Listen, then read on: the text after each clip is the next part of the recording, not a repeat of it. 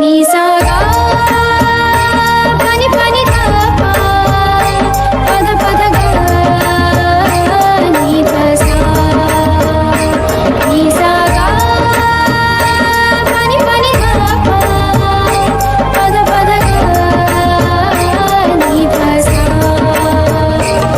ही गाथा अस्तित्वाची शौर्याची पराक्रमाची ही गाथा अस्तित्वाची शौर्याची पराक्रमाची या मातीमधल्या कणाकणातील मौल्यवान रत्नांची या मातीमधल्या कणाकणातील मौल्यवान रत्नांची कर्तृत्व इथे गगनाला भिडे परिमोल जाणून ठेवू व्यक्तिविशेष नमस्कार विद्यार्थी मित्रांनो, मी आर.जे. निशा स्पेक्ट्रम अकॅडमी पुरस्कृत रेडिओ MPSC गुरुच्या व्यक्तिविशेष या सत्रात तुम्हा सर्वांचे सहर्ष स्वागत करते. मित्रांनो, आपण व्यक्तिविशेष हे सत्र नेहमी ऐकत असतो. त्यामध्ये आपण सामाजिक, कला, विज्ञान, क्रीडा अशा सर्व प्रकारच्या क्षेत्रांमध्ये ज्या व्यक्तींनी त्यांची उल्लेखनीय कामगिरी बजावली आहे व त्यांच्या कामगिरीचा सर्वत्र ठसा उमटवला आहे अशा सर्व थोर आणि महान व्यक्तींची जीवनगाथा आपण आपल्या व्यक्तिविशेष या सत्रामार्फत जाणून घेत असतो. चला तर मग आजही आपण जाणून घेऊया अशाच एका थोर आणि महान व्यक्तीची जीवनगाथा, ज्यांचे नाव आहे महमूद गझनी. महमूद गझनी हे मध्ययुगीन काळातील एक प्रभावशाली पण वादग्रस्त शासक होते. त्यांचा जन्म इसवी सन 971 मध्ये गझनी येथे झाला, जे आजच्या गझनी म्हणजेच अफगाणिस्तानमध्ये आहे, आणि त्यांचे निधन इसवी सन 30 एप्रिल 1030 रोजी झाले. गझनवी वंशाचे होते आणि त्यांचे वडील मुत्तगीन हे गझनीचे शासक होते.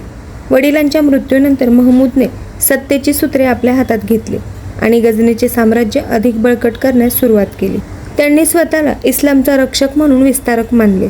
तसेच आपल्या राज्याचा विस्तार करण्यासाठी आणि संपत्ती मिळवण्यासाठी अनेक मोहिमा आखल्या. महमूद गझनी विशेषतः भारतावर केलेल्या त्याच्या 17 आक्रमणांसाठी ओळखला जातो.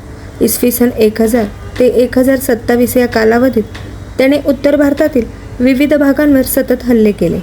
त्याच्या या आक्रमणामागे मुख्यतः संपत्ती लुटण्याचा हेतू होता, कारण त्या काळात भारत संपन्न आणि समृद्ध मानला जात होता. त्याने पंजाब, मथुरा, कनौज आणि गुजरातपर्यंत अनेक ठिकाणांवर हल्ले केले.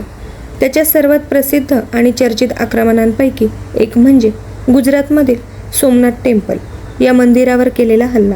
इसवी सन 1025 मध्ये त्याने या मंदिरावर आक्रमण करून तेथील प्रचंड संपत्ती लुटली आणि मंदिराचे मोठे नुकसान केले. या घटनेमुळेच तो इतिहासात अत्यंत कुप्रसिद्ध झाला आणि आजही त्याच्याबद्दल तीव्र मतभेद आढळतात. महमूद गझनी हा केवळ योद्धा नव्हता, तर तो एक कुशल प्रशासक आणि कला संस्कृतीचा आश्रयदाता देखील होता. त्याच्या दरबारात अनेक विद्वान, कवी आणि शास्त्रज्ञ होते.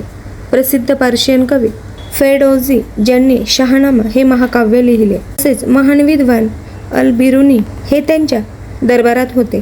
अल-बिरुनीने भारतात येऊन भारतीय समाज, संस्कृती, धर्म आणि विज्ञान यांचा सखोल अभ्यास केला आणि तहकीक-ए-हिंद हा महत्त्वाचा ग्रंथ लिहिला, जो त्या काळातील भारताविषयी मौल्यवान माहिती देतो. यावरूनच असे दिसते की महमूद गझनीने ज्ञान आणि शिक्षणालाही महत्त्व दिले. त्यांच्या राज्यकाळात गझनी हे एक समृद्ध आणि सांस्कृतिकदृष्ट्या विकसित शहर बनले. त्याने गझनीमध्ये अनेक भव्य इमारती, मशिदी आणि शिक्षण संस्था उभारल्या. त्यामुळे गझनी हे त्या काळात इस्लामिक जगातील एक महत्त्वाचे सांस्कृतिक आणि राजकीय केंद्र बनले होते. त्यांच्या कारकिर्दीत व्यापार, कला आणि साहित्य यांचा विकास झाला, ज्यामुळे त्यांच्या राज्याला एक वेगळी ओळख निर्माण झाली. तथापि महमूद गझनीच्या आक्रमणांमुळे भारतातील अनेक शहरांना आणि धार्मिक स्थळांना मोठ्या प्रमाणाचे नुकसान सहन करावे लागले. त्याच्या मोहिमांमध्ये मोठ्या प्रमाणावर लूटमार, विध्वंस आणि हिंसा झाली, ज्यामुळे भारतीय इतिहासात त्याची प्रतिमा एक आक्रमक आणि विध्वंसक शासक म्हणून निर्माण झाली. विशेषतः मंदिरांवर केलेले हल्ले आणि धार्मिक स्थळांचे नुकसान यामुळे तो अनेकांच्या दृष्टीने नकारात्मक ठरतो. इतिहासकारांच्या मते महमूद गझनीचे आक्रमण हे केवळ धार्मिक कारणांमुळे नव्हते, तर त्यामागे आर्थिक आणि राजकीय हेतूही होते. भारतातील संपत्ती लुटून त्यांनी आपल्या साम्राज्याला अधिक मजबूत केले आणि गझनीला समृद्ध केले. त्याच्या आक्रमणांमुळे भारतातील काही भागात राजकीय अस्थिरता निर्माण झाली, ज्याचा पुढील इतिहासावर अधिक परिणाम झाला. महमूद गझनीचे निधन 30 एप्रिल 1030 रोजी झाले. त्याच्या मृत्यूनंतर त्याचे साम्राज्य हळूहळू कमजोर होत गेले, परंतु त्याने निर्माण केलेली ऐतिहासिक छाप कायम राहिली. आजही इतिहासकार त्याच्या व्यक्तिमत्वाचे आणि कार्याचे विविध पैलूंनी विश्लेषण करतात. काही जण त्याला एक महान योद्धा आणि प्रशासक मानतात, तर काही जण त्याला केवळ लुटारू आणि विध्वंसक शासक म्हणून पाहतात.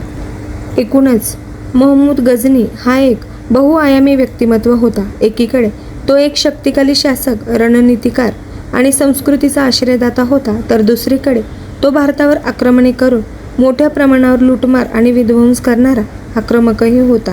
त्यामुळे त्याच्या जीवनाचा अभ्यास करताना त्याचे सर्व पैलू समजून घेणे आवश्यक आहे, जेणेकरून इतिहासाचे संतुलित आणि वस्तुनिष्ठ चित्र आपल्यासमोर येऊ शकेल. तर मित्रांनो, आज दिनांक 30 एप्रिल आणि आज महमूद गझनी यांचा स्मृतिदिन आहे. त्यानिमित्ताने आपण त्यांचा संपूर्ण जीवन प्रवास व जीवनकार्य नुकतेच जाणून घेतले आहे आणि मला खात्री आहे की ही माहिती तुम्हा सर्वांना नक्कीच आवडली असेल. या माहितीबद्दल तुम्हाला जर काही अभिप्राय म्हणजेच फीडबॅक द्यायचे असतील तर त्यासाठी आमचा व्हॉट्सअप क्रमांक आहे 8698 म्हणजेच 8698869880. तसेच तुम्ही ऑडिओ किंवा मेसेज स्वरूपातही तुमचे फीडबॅक आम्हाला पाठवू शकता. तर मित्रांनो, यापुढेही हे सर्व कार्यक्रम असे सुरू राहतील. तत्पूर्वी मी आरजे निशा तुम्हा सर्वांची रजा घेते. पुन्हा भेटूया आपल्या व्यक्तिविशेष या सत्रात आणि जाणून घेऊया अशाच एका थोर आणि महान व्यक्तीची जीवनगाथा. धन्यवाद.